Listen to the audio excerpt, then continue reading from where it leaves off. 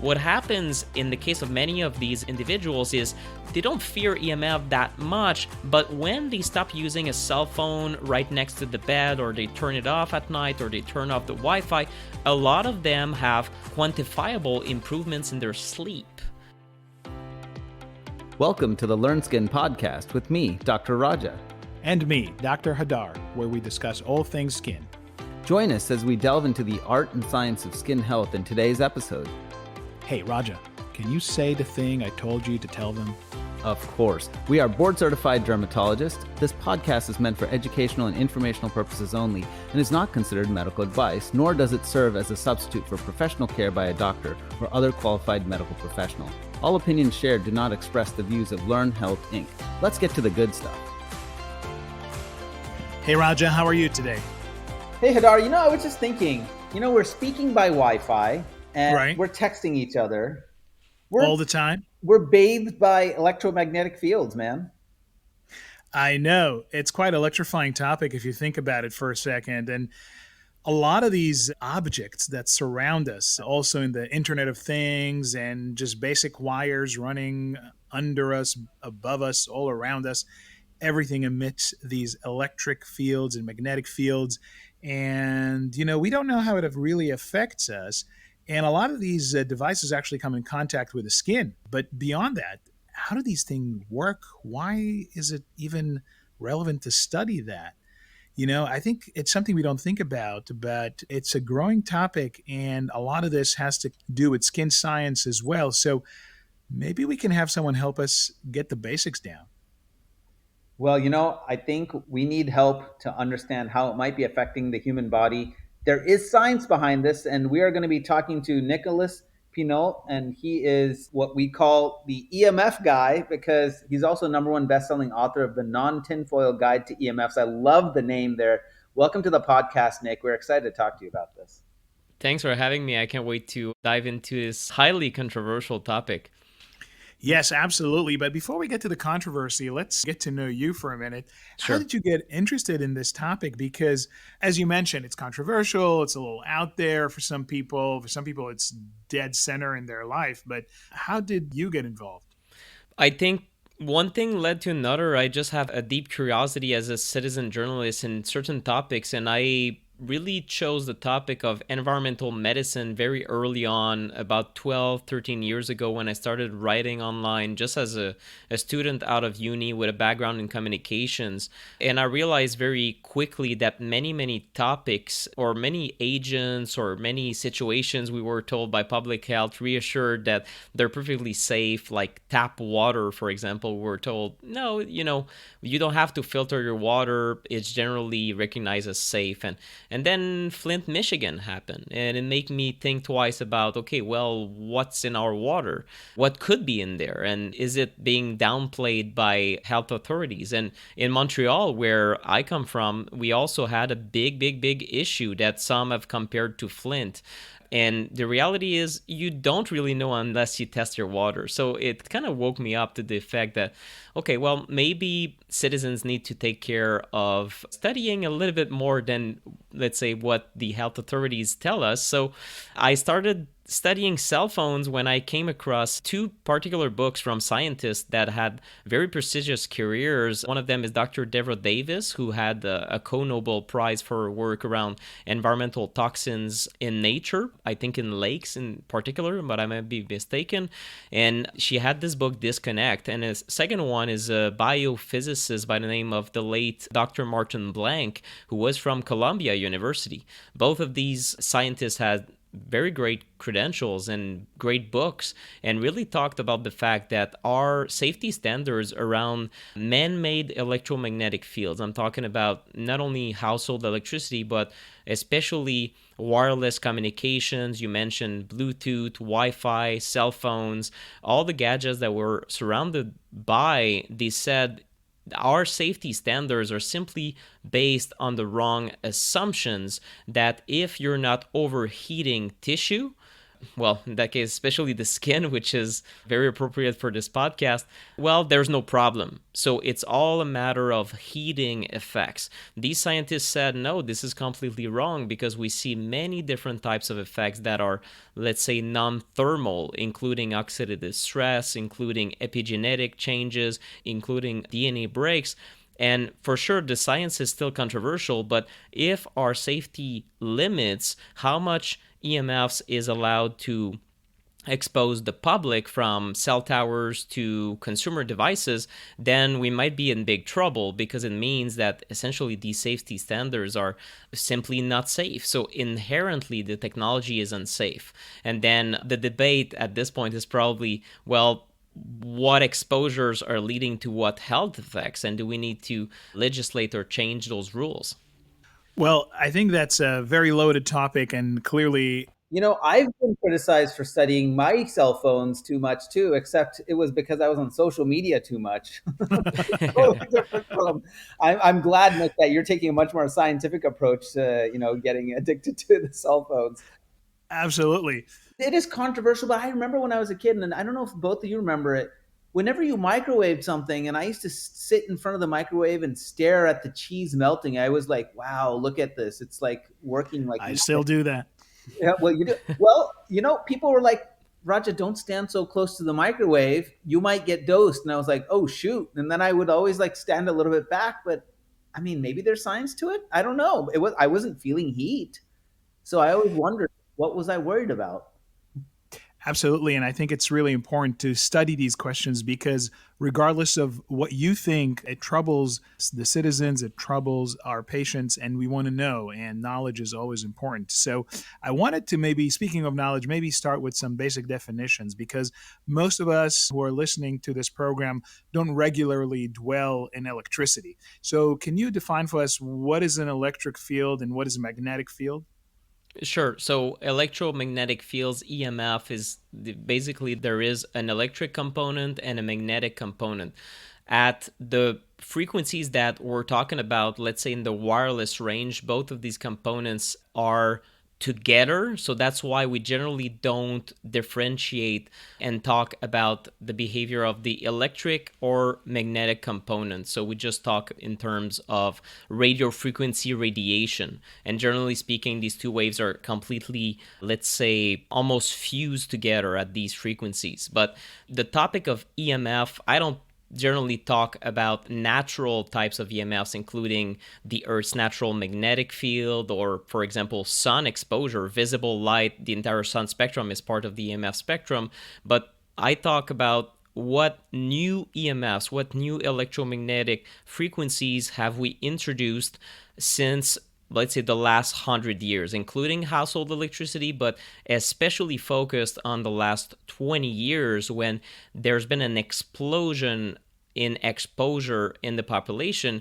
And then is it contributing to some of the modern issues that we're seeing that are so costly to society, including cancer, for example?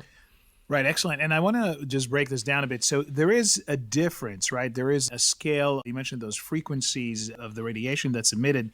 There is a difference between, let's say, I don't know, your fan that kind of runs in the room compared to a cell phone, compared to a microwave, right? Is there a scale there, the difference between the frequencies? For sure. Well, the frequency that we use in for standard household electricity is 50 to 60 hertz. So if you measure the electric or magnetic component of a fan that's running or of what's emitted by just a computer screen, for example, it would be in that range, 50 to 60 hertz. And then you would have a lot of other frequencies that you can measure that are, let's say, they're called dirty electricity, but that's a bit outside the scope of this discussion. And then the wireless would be anything from 500 megahertz to, let's say, Wi-Fi is 2.4 gigahertz. That's 2.4 billion hertz compared to 50 to 60 for household electricity. Wi-Fi goes up to 5.8 gigahertz, which is 5.8 billion hertz. And then when it comes to cellular telecommunications, the cell phone antennas, anything from half a gigahertz to now with 5G, it might go up to around 30 gigahertz, although these higher frequencies, so-called millimeter waves, are not really used very widely after all, because it's not a popular technology and it's been deemed too costly and too much of a hassle for the industry. But the reality is, though, that we're still developing new technologies as we speak, including plans for 6G, for satellites, Internet of Things that you mentioned. So billions and billions and trillions of sensors, and all of these all fall in the category of new exposures. Some frequency ranges have not been used yet and will be used in the future, including above 300 gigahertz. At least that's the plan, because they've been allowed by the FCC. So there's also a question of, are these new frequencies studied pre-market? And the answer is no, because of the assumption of safety from all frequency ranges, basically. Right. And there is a spectrum, but clearly, as you mentioned, maybe the more recent advances really introduce these enormous high frequency that are all around us very intensely. So it's not just you get a little dose and you walk away. It's all around us all the time in just growing and growing amounts. And this is where the concern rises.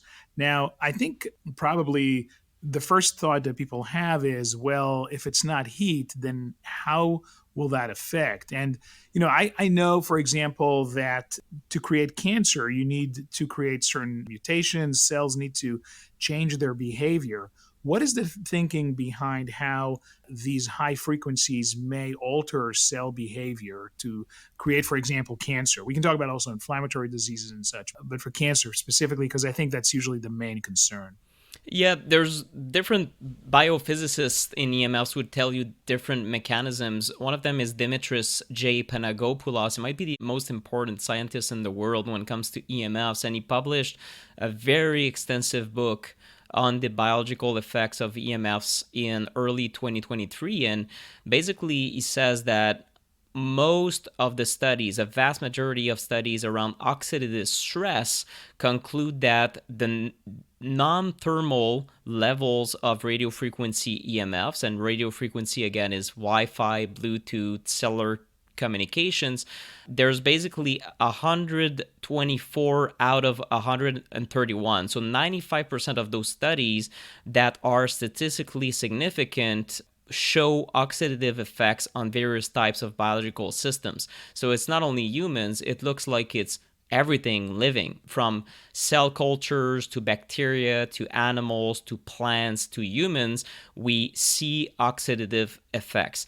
That might be one of the mechanism, is how it's contributing to oxidative stress, but there's also multiple other threads there, including, let's say, an impact on our ability to do apoptosis properly, and also DNA repair mechanisms. But that's just a fraction of the different mechanisms that are there. There's a very, very good review from Blake Levitt and Henry Lai. Henry Lai is a very esteemed scientist in studying DNA damage, and he's well versed into EMFs, and basically saw his career almost halt to a grind when he started studying EMFs and got defunded, or at least he claims, over results that were very inconvenient for the industry when it comes to DNA damage and cell phones. And Henry Lai recently published a wide review of all the known mechanisms of harm from EMFs. So on a cellular standpoint, we don't know exactly what is happening that might intervene with our ability to ward off cancer, but there are epidemiologists, for sure. It's still debated among epidemiologists, but there are epidemiologists like Leonard Hardell, one of the first scientists that sounded the alarm about Agent Orange being a carcinogen, who's been really beating the drum for 20 years now, saying EMFs will increase ipsilateral brain cancer risk. So in other words, you talk on the left, you get a tumor on the left. You talk on the right, you get a tumor on the right. Or at least it will increase your risks of developing these brain tumors, especially glioblastomas, which is, in that case, a very real and dangerous public health Just to qualify this for a minute, the National Cancer Institute also put a statement on EMF. I mean, this is really a hot topic, and they do list certain epidemiological studies that, as you mentioned, can go both ways. And so that's where the controversy is. It seems like there's some epidemiological studies that show no effect, but Yes. certainly some that do show some effect. And so, especially when it comes to cancer, especially when it comes to cancer in children, like leukemias, for example, this is really, really obviously a hot topic, very sensitive. There's a lot of emotions, but thank you for helping us to kind of think this through in a calm way. Yeah, with the glioblastoma multiforme, the GBM, obviously a devastating brain cancer. Unfortunately, I lost a close friend to that. And she was only 40, gosh, in her early 40s, maybe like mid 40s when she passed away. And she was a realtor, and she became very good friends with me over time. And one of the things that I think really was touching about it is I didn't go on many of the trips to take her to her sessions. They had all these therapy sessions, but Vanita did. And she would tell me that her name was Dana. And she would tell me, she said, Raja, I used to speak on the cell phone all the time. And the only other person, everybody in that room that was in that therapy session and trying to, just cope with this devastating diagnosis was in their 70s and 80s, but the only other person that was in their 40s also had a job that required them to use cell phones incessantly. And this was back then when these were the early versions of cell phones. So I don't know if there was anything different in the way the magnetic fields were being emitted from there or whatnot. But I found it very curious that both of the people that had it on as young people were constantly on their cell phone, constantly. Yeah, when it comes to the science, let's say the most mainstream review that has been done about cancer is the 2011 IARC, which is the International Agency for Research on Cancer, a branch of WHO. And in 2011, they gathered 36 experts from all walks of life and declared this is a class 2B carcinogen. And what the some people in the group felt that the animal studies were insufficient to declare higher, like a 2A probable carcinogen, for example, which would have made, I think, for a very different reaction throughout the world. Because a 2B, again, it's kind of scoffed, it's dismissed by a lot of skeptics groups saying, oh, this is the same category as pickles, right? So it's almost nonsense. Well, 2B is still 2B. There's something, then you can, I guess, argue all day about what we should do about a 2B carcinogen. Should we avoid it preventatively, or should we not even think about it because that's not serious? And that's, I guess, up to everyone that hears about that. But I'm especially interested about, okay, well, what happens since? Because now we're in 2023, and 12 years later, we have new major studies, including the Ramazzini Institute from Italy and the NTP from the US. And in 2018, after those studies have been published, Anthony Miller, who's well known in epidemiology, very well respected, and different scientists published an update about that and said, well, if we take the exact same criteria as the 2011 IR decision, but include the most recent studies we have, including the rat studies I mentioned, but also other studies, they say that, in their opinion, it should already be reclassified class 1 carcinogen. I don't know if that really is something that the public is ready to accept. There's also industry pressure not to slap, let's say, a cancer warning on cell phones, but that's serious stuff. And some scientists say, no, we don't agree with that. Some scientists say, no, it's urgent that we actually wake up to the fact that this is a carcinogen. If it becomes a definite carcinogen, it means it's the same category as smoking. I don't know how much we're ready to accept that, because now it's almost 3 years old are smoking through their cell phone, if that's true. So I think it's a different battle compared to cigarettes, and I fear that it's going to obscure the science also. But this is the cancer discussion, and maybe if you're okay with it, we can move away, because I think there's more immediate and other important threads to follow, especially the Yes, you're in my fertility mind. angle. Yes, go ahead.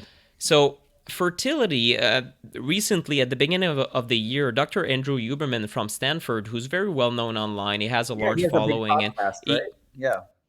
he looked at EMFs and he thought like a lot of scientists, a lot of medical doctors, there's nothing to see here. And he was surprised by the quality of the data, and he actually published a video about it and was also on Tim Ferriss's podcast and said, you know, Tim, you were right, because having a cell phone in the pocket is clearly a risk factor for reduced quality of sperm, quantity, and all markers of sperm quality, and also a reduction in testosterone. And he said, you know, there's a lot of people that freak out about BPAs and plastics being endocrine disruptors, but we could say that the data is even stronger for cell phones in pockets being an endocrine disruptor. And I was personally shocked, even though, you know, I studied this topic for 7 years now and have seen different EMF scientists say things like that. When it's a scientist outside the EMF field that is brand new to the topic that says that, for me, it means a lot. It says, my God, he looked at the data, and for him, it's even clearer that the cell phone can have a detrimental effect on testosterone, possibly in women too. And that's another, let's say, less studied phenomenon, but wouldn't it have also an effect on women? Is the question, when there's also indications in animal models and also in humans. But it's surprising, and we have an epidemic of low fertility in men, in couples that have a hard time conceiving, probably also low fertility in women, but men, sperm quality is so much easier to study than women's fertility. So my question after this analysis is, my God, why aren't we moving forward with at least healthier ways to have a cell phone? For example, it could simply turn off the signal going towards the user, or there are shielding solutions that could be incorporated in the future generations of Samsung and Apple products almost, you know, next month. This is how easy some of these risks would be to mitigate, but there's no incentive to do so because there's no change in regulations. And also, for sure, when it comes to cell phone companies, there's a kind of whisper there and a fear that if we start adopting these new shielding technologies is going to be an admittance that we knew it was harmful in the first place, or that our devices, we kind of open a can of worms here. Because of course, these effects are not just due to heating. They're partially due to the heating effect, but also it's clear that they're partially due to oxidative stress causing problems in sperm, which is a non-thermal effect in that case. So even if the cancer debate doesn't end up anywhere, it's very important that we talk about other aspects, because this still pertains to public health. And in that case, we're talking about something that is going to be a major problem moving forward in society, especially in the Western world. So, Nick, I'm looking at some of these publications that came out, the systematic reviews and some meta analyses, and I'm noticing that some of them have been retracted, like later on, and they have retraction notices, not all of them. And, some of the criticism has been that, some of these frequencies weren't really electromagnetic, or they're overcalling some frequency that wasn't really like the native exposure that people would get. I'm sure that, this is probably things that you've had to contend with. What is your thoughts on this? I saw one retraction was something published in the IEEE with engineers kind of talking about the fact that we are exposed to more than one device at the same time, and they were trying to quantify the dosimetry of what a person is getting at a computer, but I haven't seen a lot of retraction. So if you can point me towards studies in particular that would give me more ammunition to answer the question. Yeah, a lot of women sometimes will stick their cell phones into one of their front pockets. So, you talk about fertility. I was just thinking about even reproductive tissues and, tissues that may be sensitive, about, the risk for breast cancer even, and systematic review meta-analysis. But then there were some criticisms about, so I didn't know if there was, a way that maybe some of these authors are doing these reviews that are higher quality than others. I think maybe that's really what my question is about. Yeah, the lack of quality in EMF studies is a problem. And it is almost a circular problem, because sometimes you have these different regulatory bodies like ICNIRP are closed groups of what other scientists call pro-industry scientists, and that's debatable, but they say basically you guys are underplaying the dangers. Not only that, but the group is a closed group. In other words, they don't allow non-members to even apply in the group, and ICNIRP kind of leads the way around the planet for almost nearly all governments when it comes to safety standards. There are vast criticisms towards this group in how they do reviews, underplaying certain things, but ICNIRP has a point in we lack the studies sometimes to have proper quality, to have, let's say, conclusions that are solid enough to have governments take action. One of the problem is funding. Who is funding EMF science? And you have a lot of industry funding, the military, and you don't have a lot of independent bodies funding studies. In fact, governmental studies, even like the NTP study, took around 20 years to complete, cost 30 million in the US in taxpayers' money. And since then, it's almost radio silence. There's essentially no EMF science done in the US. Pun intended. So, yeah, yeah, I didn't catch that one. Good one. But yeah, so it's a big problem because you have essentially the industry at the moment is not even putting a cent out of every $1 million on studies. It's essentially $0 that they are being forced to invest in an independent manner to study their own product. And for sure, there's a big bias. If something happens that, okay, the dangers are proven, is going to be extremely bad for business or it's going to cause a lot of headaches. So there's a big bias where the funding sources greatly influence how many studies will be published with results that say there's no effect or the results are mixed. It is a big problem because who will pay for studies that will bring more quality to the science? And the science at the moment, it looks like the industry and many people prefer to see it slowed down while it should be accelerated because of the acceleration of new technologies. And we're really lagging behind here. I think a lot of times we think that it'll be the issue of funding or the government or bias from the companies, which is probably all valid. But I think many times we forget that all these are really dependent on the public, right?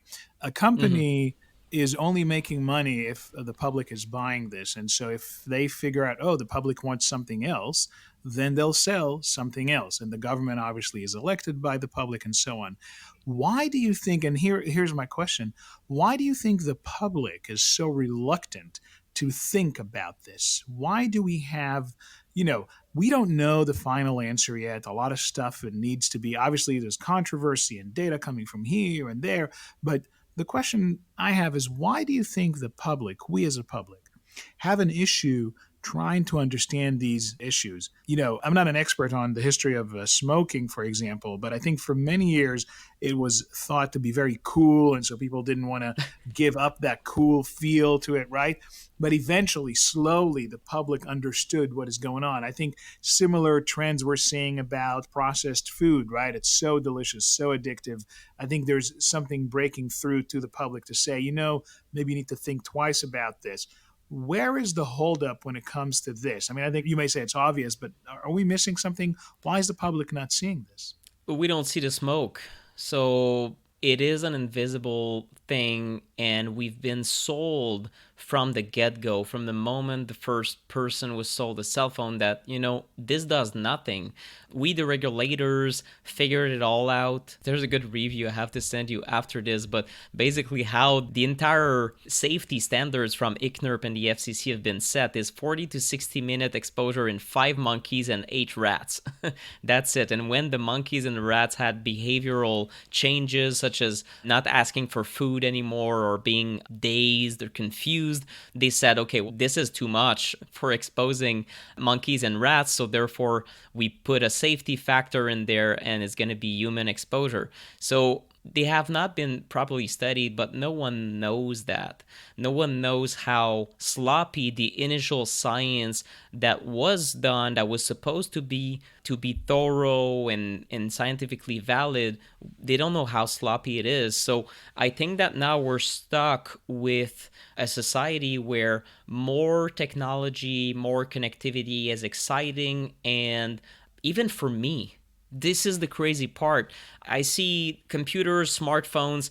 I love all of this in a sense. That being said, my computer is wired as we speak, so I still use an Ethernet cable going from my router to my computer. I reduce my exposure that way. I don't use Wi Fi. In fact, I don't even use Wi Fi at home because of the risks for my kid, and because of course, I try to walk my talk and try different things.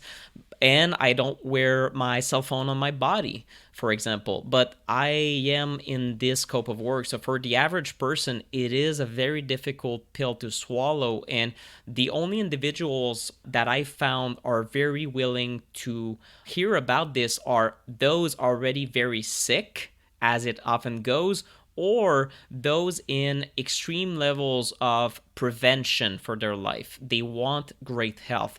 Professional athletes, people that are, let's say, into holistic health, sometimes yoga and green smoothies and whatnot. And then they catch on the EMF bandwagon and say, well, this makes sense. And what happens in the case of many of these individuals is they don't fear EMF that much, but when they stop using a cell phone right next to the bed, or they turn it off at night, or they turn off the Wi-Fi, a lot of them have quantifiable improvements in their sleep. So that's almost, let's say, the red pill for some people, if you to use that expression. Some people realize that their sleep was negatively impacted by cell phones. Is it just the EMFs? That could be. There are a few studies on melatonin reduction. Is it that it's notifications, blue light, the addictive factor, knowing that the phone is there and maybe there's notifications? I don't know, but it looks like this machine is not really compatible with sound sleep and relaxation for a lot of people. So it is a complicated question. I think it's becoming more widely accepted in certain countries. I was very surprised to see that surveys in France, for example, showed that there was a large fraction of adults. I don't recall if it's a third of all adults that thought that were not convinced that Wi-Fi is safe, for example. They said, it's probably something not good for you. And I just ask around here in Montreal, and even if the government doesn't say anything about these risks, and it's very rarely talked about on the mainstream news, sometimes you have a few good reporters that talk about, we don't know when 5G is being rolled out and there are still questions up in the air and they're being prudent. I think it's decent reporting. But the average person I talk to, everyone tells me, there's no way it's safe. Like, they tell me that they have a phone in their pocket, they use Wi-Fi, and they kind of have this feeling, it's probably not good for you. Well, Nick, I do want to, mention a couple things. For starters, if there's no smoke, then we can't assume that there is fire. And I think maybe that's what's on the undercurrent of this, is that Mm-hmm. if you say there's no smoke, then that unfortunately poses a problem from a logic standpoint, which is that, Yep, well, then maybe there isn't fire. Here's the other part of it. If we start avoiding using cell phones or stop using Wi-Fi, there's many things that still contribute to our health. Like, for example, if I'm walking around with a cell phone, it gives me some security. Or if, like, one of my physician assistants has to call me and ask me a question, sure, if they didn't have access to me, that would become an issue. And I think for a lot of people, I think it's a balance between being able to conduct life versus, what is the detriment that's there. And I think it's really for important that sure. we're having this conversation. But I think the key is that it still hasn't become clear cut. And maybe that's why the general public isn't just getting behind this, because they also see that there's such benefits that come out of these devices. Like, Wi-Fi at home allows us to do all kinds of things that may be beneficial for our health. Like, we can stream movies, and now you can feel closer to your loved one, and maybe that supports a sense of health between the two of you. I use technology all the time. you can use an Ethernet cable. You can use wired technologies, for example. It still works. It's more stable, and it is in fact the only way I'm able to have a conversation and have good bandwidth in this condo was having an Ethernet cable plugged in, because my Wi-Fi was extremely slow when we moved in, just because of the configuration of the building or something weird like that. And in the end, I was happy that I did, because I'm cutting on exposure. So your example is completely valid, and I agree with you that a lot of people need to stay connected, or feel like they need, or have a job which requires that they are connected. And when it comes to physicians, some of them are on call, so they can use their cell phone in a way that is much, much, much safer. And being on the go, sometimes it will be in the pocket. There are different cases that exist that will mitigate some of the problem, but when they arrive at the office, they do not need to keep it in the pocket, and most of them probably do, according to at least my experience. Yeah. So right there's a change in habits that can be encouraged. Well, the reason I remove my phone from my pocket is because it's listening to me all the time. And you may not know this, but I do a lot of treatment for a disease called hidradenitis suppurativa, and I have to counsel people on underwears. And so I get a lot of very strange commercials if the phone is in my pocket. Anyway, Nicolas, I do want to comment on the cell phone for sleep too. So, I think that I just want to be sure that we're using the good scientific method here. If people turn their phones off or turn it to silent, or they're not engaging with their phone, it could also be that they're not engaging and they're allowing their mind to quiet down, and it could have nothing to do with the electromagnetic field, but it could also have something to do with it. Probably we just need to do more studies there, Nick. But there are alternate theories here, because a lot of us use cell phones and then our mind just stays active and then you can't fall asleep. So there could be other reasons too. For sure, I agree with that. I'm just citing some of the science from Dr. Martin Blank, for example, who mentioned that there was decent amount of studies, although I think it's all animal models at this point, on melatonin, and the fact that possibly the pineal gland is recognizing wireless signals just like visible light. So is there a sort of biological confusion there, where although this is an invisible type of light, if you will, still it is picked up by the body as a visible light? I don't know if this is happening. And when it comes to sleep researchers, I can tell you that all of them that I've found so far do not believe that EMF is an issue, but also all of them use a lot of EMF connected devices in their sleep studies. So they're a little bit in a pickle when it comes to studying that phenomenon, if they really want to verify these assumptions. Well, Nicolas, thank you so much for introducing us to a topic that we usually don't think about, but it's literally all around us. And I'm looking forward to having you coming back here in a few years and introducing us to new data that will help us to guide how we should safely use everything that's around us. Thank you. Thanks for having me. It was a pleasure. Thank you. Yeah, thanks, Nick. Guess what, Hadar? What? Tickets are selling so fast for the 6th Annual Integrative Dermatology Symposium. Really? Wow, that's amazing. I mean, each time this event gets better and better. Yes, it does. And as a special gift to our podcast listeners, all of you, we're offering 15% off registration using the code PODCAST15. PODCAST15 for 15% off. That's a great deal. And prices won't be going any lower this year, so hurry up and get that discount. So true. And if you haven't joined us in person yet, we can't wait to see you. And this is the year to come have fun at the Grand Casino Resort in Reno, Nevada. Yes, we are excited to see you, and together with Raja and myself and other practitioners, you will get to connect with everybody, engage with the exciting research and content, and learn what the integrative movement is all about as we get inspired by the Sierra Nevada mountain range and, my friend, downtown Reno. All that nestling sounds fantastic. Dad joke alert, maybe even skin-tastic.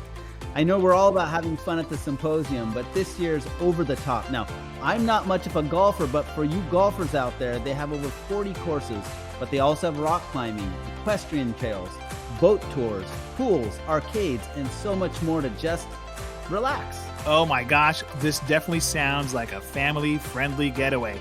I know I'm bringing the kids, and while they're at the movies, Raja, you and I, my friend, no pun intended here, but we'll be feasting on a lot of nutrition.